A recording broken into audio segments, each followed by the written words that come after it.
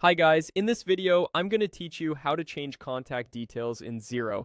To start, open Xero and land on your organization's homepage. If you work with multiple organizations, double check you're in the correct one, so any changes you make apply to the right set of records. Along the top navigation, click Contacts.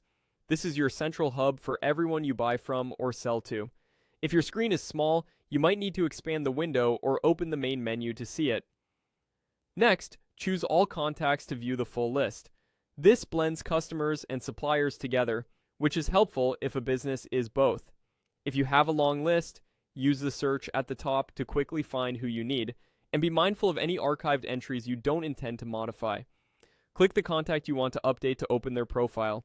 You'll see their activity and history, but for our purpose, we want to switch into editing mode. Click Edit.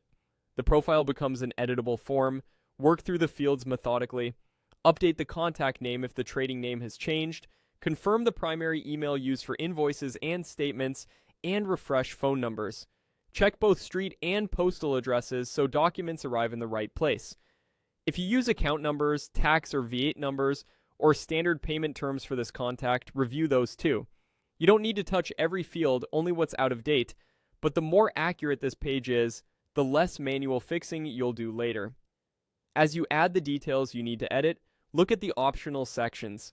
You can set default sales or purchases accounts and standard terms so future invoices and bills pre-fill correctly. If your team shares this Xero file, consider noting important context in the description field like a new billing email or a change in remitted to address. Small inaccuracies here can lead to bounced emails, delayed payments, or misallocated transactions, so take a moment to be precise. When you're done, scroll down to the bottom of the form and give everything a quick review. Read the email and address fields carefully, check phone number formatting, and make sure any financial defaults match how you actually transact with this contact. Consistency between the contact name and what appears on invoices also helps your customers recognize your documents. Finally, click Save and Close. Xero will take you back to the contacts page and apply the updates right away. Look for the confirmation message and spot check the header details to ensure they reflect your changes. You can now create a new invoice or bill to confirm the updated information flows through as expected. And that's it. Your contact details are updated in Xero. You can return to contacts and repeat these steps anytime information changes.